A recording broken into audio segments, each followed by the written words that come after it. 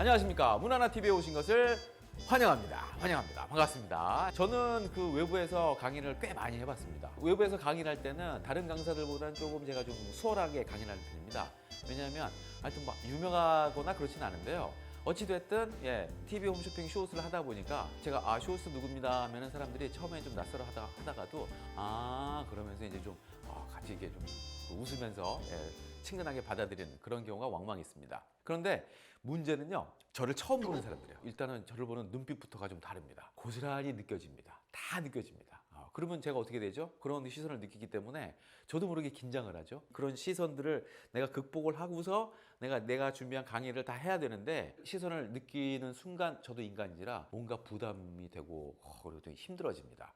그때부터 이제 강의가 이제 꼬이기 시작하면 이제 굉장히 힘들어지죠. 이런 상황이 반복될 때도 있는데요. 이것도 어떻게 보면은 5분 안에 쉽게 또 바뀝니다. 뭔지 아세요? 저는 뭐 누구라고 합니다. 그러면 처음에는 막 이러고 누구야? 이렇게 좀 삐딱하게 보다가 스마트폰으로 문석현을 검색을 합니다. 그제서야 그거 보고서 그럼 뭐 괜찮은 사람이구나. 그래서 이 사람이 뭐 이런 글도 있네, 뭐 이런 기사도 있네 하면서 그제서야 나를 또 반겨주더라고요. 그때부터는 뭐 기싸움이고 뭐가 없고 그냥 편안하게 내가 준비한 거. 왜냐하면 상대가 나를 받아들일 준비가 돼 있으니까. 그럼 뭐 가끔 뭐 쉬는 시간 되면은요, 처음 보는 분이어가지고 뭐 참 누군가 좀 검색해봤더니 대단한 분이시던데요. 그러면서 오늘 강의도 정말 좋으시던데요. 뭐 이런 식으로 막 얘기를 합니다. 저는 그때 그런 얘기 들으면 정말 궁금해집니다. 나에 대한 검색 결과를 보고 강의가 흥미로워진 건지, 아니면 강의 자체가 재밌었다는 것인지. 박주영의 소설 이 백수생활 백서라는 책이 있습니다. 여기에 이제 학생이 하나 나오는데 얘는 매서 제멋대로입니다. 책에 이렇게 나와 있습니다. 유희는 수업을 자주 빠지고 툭하면 조퇴를 하고 결석도 자주 했지만 다른 아이들과 달리 유희는 요주의 인물이 아니었다. 선생님들은 유희의 성적이든 배경이든 외모든 그런 것들에 속아서 유희의 말이라면 대부분 신뢰했고, 의심을 하는 경우 유희는 어떻게 그런 거짓말을 생각해냈을까 싶을 정도의 고도의 거짓말로 무마시키곤 했다. 굉장히 문제하죠. 그런데 선생님들이 유희에 대해서는 토 하나 한답니다. 그러면 가만히 놔둡니다. 유희가 뭐 하라는 대로. 왜 그럴까요? 학교 다닐 때 그녀가 그렇게 사고를 치고도 무사했던 이유는 유희가 전교 1, 2등을 다투는 수재, 아니 천재였기 때문이다. 유희는 어디 가서도 미움받을 타입은 아니다. 유희 자신이 아는지 모르는지 잘 모르겠지만 유희는 일단 생긴 것 덕을 본다. 얼핏 보면 착하고 순하게 생겼다. 그 외모 덕이 3개월은 간다. 유희가 이상한 짓을 해도 사람들은 실수를 하는 거라 믿고 싶어 한다. 하지만 그건 대부분 실수가 아니라 명백한 고의다. 명백한 고의인데도 그냥 넘어가는 겁니다. 얼굴 이뻐, 공부 잘해, 그러니까 다 용서가 되는 거예요. 이게 과연 뭘까? 이런 심리가 권위에 대한 복종이라는 거죠. 유명한 심리학자 로버트 찰디니가 이렇게 얘기를 했습니다. 사실상 우리의 행동은 권위자의 명령에 대해 옳고 그름을 분석하지 않고 거의 무의식적 차원에서 자동적으로 이루어질 수 있다. 메시지에 누군가 말을 했습니다. 그런데 메시지에 그 말을 했을 때 그 말의 내용보다는 그걸 누가 했느냐에 따라서 메시지의 옳고 그름을 판단한 그런 생각들을 우리가 갖고 있다는 거죠. 그런 본능들을.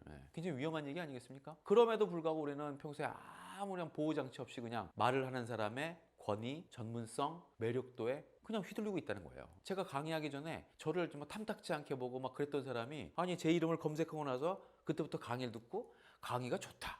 정말 재밌었다. 이렇게 얘기하는 거예요. 이게 바로 이제 이 권위에 대한 복종, 그냥 맹목적인 믿음, 막 이런 거거든요. 영화에도 나옵니다. 최민식 씨가 범죄의 전쟁에서 이 서해 잡혀갔어요. 잡혀가니까 수겁찬 손으로 놔 임마 하면서 딱 뭐라고 합니까? 너가 서장 남천동 살제 내가 임마 너가 서장이라 임마 밥도 먹고 사우나도 가고 임마 다 했어 임마 그래서 형사 뭐라 그래? 그래 얘. 죄송합니다. 야 일단 사과를 드려라. 그러니까 그 형사도 죄송합니다. 그냥 범죄의 전쟁에 나오는 대사인데 이게 명대사로 남아 있습니다. 왜 이게 우리가 명대사가 됐을까? 그리고 여기에 또 하나 권위에 대한 복종, 유명세에 대한 맹목적인 믿음, 이거 외에 또 하나의 우리 문제점이 성격이 급해요. 그냥 앞뒤 볼 것 없이 유명한 사람이야? 오케이 다 인정. 얼굴 잘생겼네. 쟤는 성격도 괜찮을 거야. 그냥 서둘러 인정해 버리는 거. 그렇기 때문에 성격도 급하지, 권위에, 유명세, 여기에 우리가 또 꼼짝을 못하지, 그러니까 실체를 못 본다는 겁니다. 그러니까 남들에게 강한 인상을 주기 위해서 적당하게 뭐 전문 용어도 사용하고 나만의 전문 영역을 만드는 거 이것도 굉장히 중요합니다만 남들보다 그리고 또 이제 남들보다 수려하진 않아도 나만의 어떤 그 이미지를 연출하는 것도 물론 당연히 중요합니다. 그럴수록 내 권위는 더 강화되고 남들이 또 인정을 하기 때문에. 근데 영화에서 나온 것처럼 그 한마디에 그냥 속된 말로 이제 맛이 가버리면 이거는 정말 문제가 된다는 거죠. 아주 점잖고 아주 젠틀한 사람이 있습니다. 인상도 좋아요. 말도 잘합니다. 이런 사람에게 누구나 푹 빠져들게 돼 있습니다. 그런데 가만히 듣고 보니까 자기 자랑이 90% 이상이다. 그리고 본인이 힘든 거 다 얘기하면서 힘들고 괴로웠던 얘기 막 하면서 결국에 듣고 보면은 다 이겨낸 얘기예요. 이런 사람들이 있습니다. 이런 사람들 조심해야 됩니다. 이런 사람들은 진짜 실체를 제대로 봐야 되는 겁니다. 지금 또 주변에 몇 명 떠오르시죠? 이런 사람은 소시오패스는 아니겠습니다만 그런 사람들은 굉장히 좀 위험한 사람들이에요. 정보가 이제 과하게 쏟아지는 사회에 우리가 살고 있습니다. 그러다 보니까 사실 우리가 냉철하게 판단하고 냉정하게 메시지에 대해서 들은 말에 대해서 정확하게 옳고 그름, 시시비비를 가리는 이런 그 시간들이 충분한 시간들이 필요할 텐데요. 이게 또 어렵거든요. 근데 사실 우리가 껍데기에 너무나 휘둘릴 때가 많습니다. 그래서 책도 읽어야 되고 그래서 사람들의 말도 곰곰이 되씹어볼 그럴 필요가 있습니다. 늘 생각하셨으면 좋겠습니다.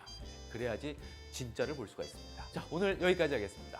재밌으셨으면 좋아요라도, 구독이라도, 알림 설정이라도 뭐라도 하나 꽉꽉꽉 해주셨으면 좋겠습니다. 감사합니다.